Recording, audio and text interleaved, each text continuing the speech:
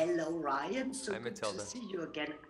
You know what? I just said to my husband, I saw you more often in the last months on interviews than some of my friends. Oh no. But now I heard it's true.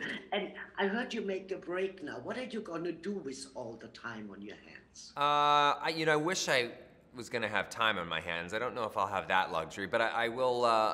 It's mainly that my kids are at a certain age where I just don't want to miss this time, and they're in school. So normally we would all travel together when I shoot a movie, or when Blake shoots a movie, and we can't do that with them in school. So I need to be home. But I have so much in development and so many other projects that I'm working on that. I'll be busy as hell. I'll just be able to be there in the mornings at night for the girls, which is really important to me. Absolutely. I hope they appreciate that, or they think, oh my God, now he's here every day. No, they should. They don't. It's not their job to appreciate it. It really is their job to take it for granted. Their dad should be there, every single day, every morning and night. So I'm happy to do it. Also, because talking about kids, you were a little bit in Red Notice, like this annoying little brother to Dwayne, Yeah. like always nagging him and you love me and things like that.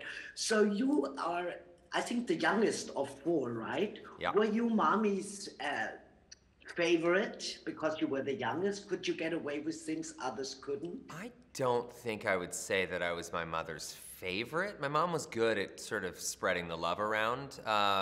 My father, not as good at spreading the love around, but definitely, that kind of attitude was a self-defense mechanism. My brothers were all so much bigger than me, so I couldn't get by with my muscles. I had to get by with my mouth.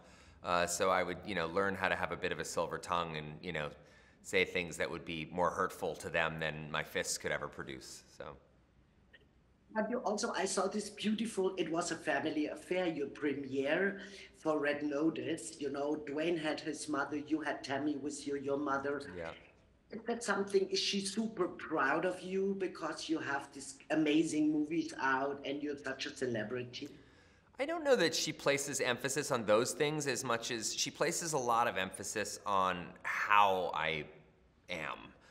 She places more emphasis on like is my son, taking a higher road? Is he being classy? Is he being kind? Those are the things that matter to her more than anything else. And I think I've been lucky enough to have my head screwed on pretty well throughout my entire career and my life, and I understand how kind of lucky and fortunate and privileged I am. So, knowing those things make my mom pretty damn proud, I think. The fact that I can recognize it and stay, with my feet on the ground is important to her.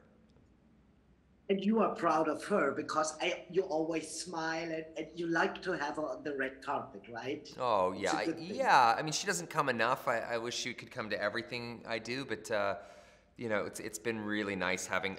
The pandemic sucked for so many people, but I couldn't see my brothers for a year or so. So now we're slowly getting that opportunity to get together, and it's really nice. Mm. And I talked with Dwayne also about, because both you and Dwayne in Red Notice, you had this daddy issues. You had both this weird relation to your dads. How important, because you have three girls, Dwayne has three girls, Gal has three girls, all the girls. Yeah. But a father-son relation is always a different animal, right? Yeah, yeah, it is. They can sometimes be a little bit more complicated. Not always, but sometimes. I know my relationship with my father is extremely fraught and complicated, and I think I wouldn't be speaking out of school. Dwayne has acknowledged that he's also had a very complicated relationship with his dad. But girls, having girls, I noticed that,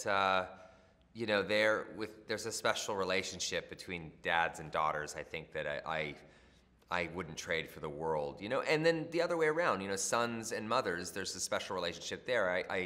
I always think that boys always come back for their moms, and even though they lose them as teenagers, they end up coming back in a big way, and that's the case with my family. So. Absolutely, and that's so wonderful. Ryan, I have to stop. Thank you for Red Notice. I will miss you for the next months, not talking to you, but enjoy your time with your family. Thank you, Matilda. Nice to see you. Take care.